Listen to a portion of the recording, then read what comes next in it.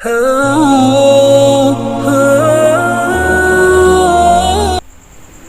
علیکم ناظرین، آئیے دین سیکھیے پروگرام میں خوش آمدید۔ پچھلے پروگرام کے اندر ہم نے یہ جانا تھا کہ غریب ہونا اور غربت کوئی عیب نہیں ہے اور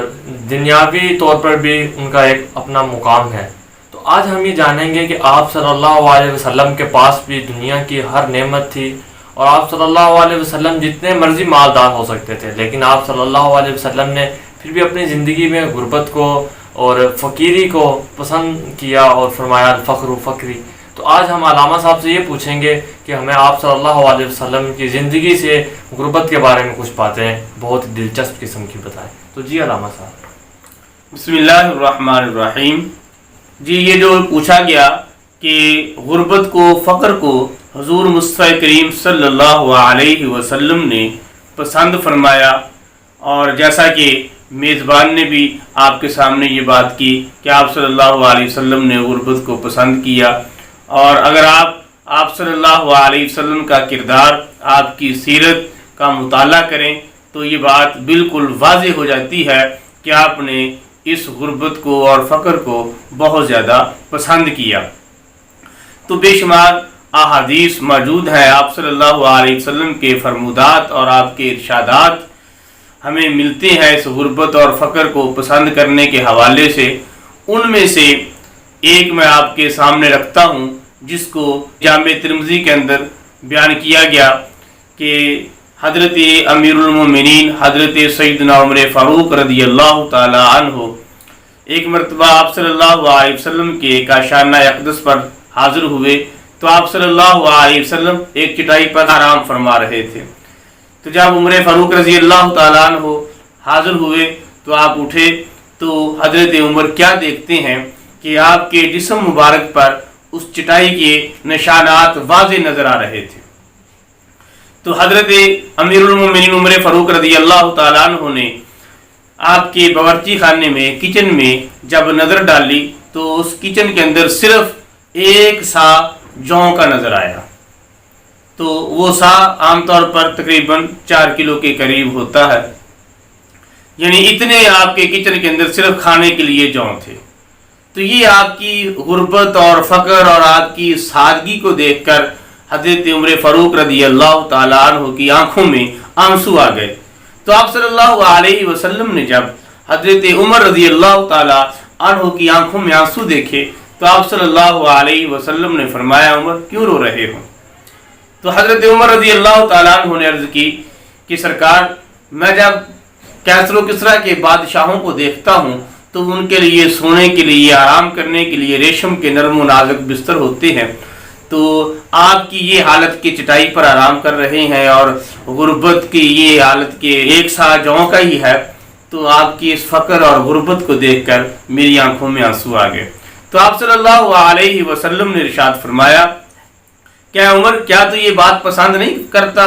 کہ ہمارے لیے اللہ تعالیٰ نے اخروی نعمتیں رکھی ہوں، یعنی آخرت کی نعمتیں، جنت کی نعمتیں وہ ہمارے لیے ہوں، اور ان لوگوں کے لیے جن کی آپ بات کر رہے ہو ان کے لیے صرف دنیا کی نعمتیں ہیں۔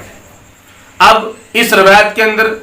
آپ صلی اللہ علیہ وسلم نے ہمارے لیے کا ارشاد فرمایا، یہ نہیں کہ صرف میں ہی یہ پسند کروں کہ میرے لیے دنیا کی نعمتیں ہوں، بلکہ آپ نے سب کو شامل کیا کہ جو لوگ اپنی غربت اور فقر پر صبر کرتے ہیں اللہ تعالیٰ ان کو پھر آخرت کی نعمتیں عطا کرتا ہے، جیسا کہ قرآن مجید سے بھی اس بات کا اشارہ ملتا ہے کہ اللہ رب العالمین نے فرمایا انما یوفی الصابرون اجرهم بغیر حساب،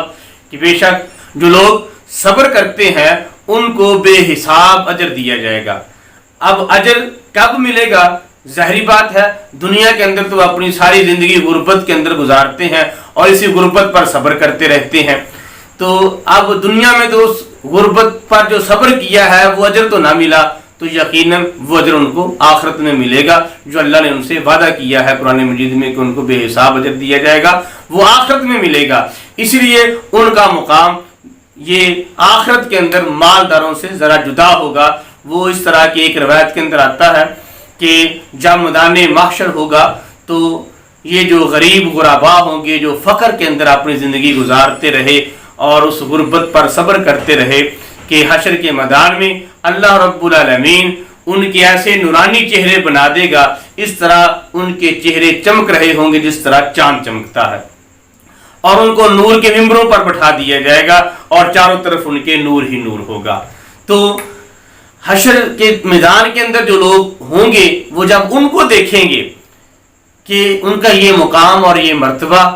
تو وہ یہ پوچھیں گے کیا یہ ملائکہ ہے، کیا یہ انبیاء ہے کہ ان کو یہ مقام و مرتبہ دیا جا رہا ہے؟ تو آواز آئے گی یہ نہ انبیاء ہے، نہ یہ شہداء، نہ یہ ملائکہ، بلکہ یہ وہ لوگ ہیں جو دنیا کے اندر اللہ کی عطا پر، اللہ کی تقسیم پر، اپنی غربت پر صبر اور شکر کرتے رہے۔ اور ایک بات اس کے اندر یہ ہے کہ اب اللہ تعالیٰ ان کو حشر کے میدان میں جب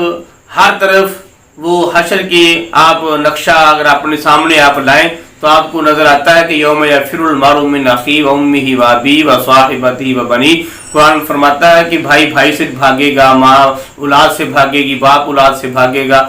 تو ایسی حالت کے اندر یہ آرام سے نور کے ممبروں پر غریب غربا بیٹھے ہوئے ہوں گے، جبکہ دوسرے لوگ، مالدار لوگ، اغنیاء لوگ یہ اپنے حساب کتاب کے اندر الجھے ہوئے ہوں گے، یہ حساب دے رہے ہوں گے اور یہ غریب اپنے نور کے ممبروں پر بیٹھے ہوئے ہوں گے۔ اسی طرح علامہ اقبال علیہ رحمہ نے کیا خوب فرمایا کہ میرا طریق امیری نہیں فقیری ہے، خود ہی نہ بیچ غریبی میں نام پیدا کر۔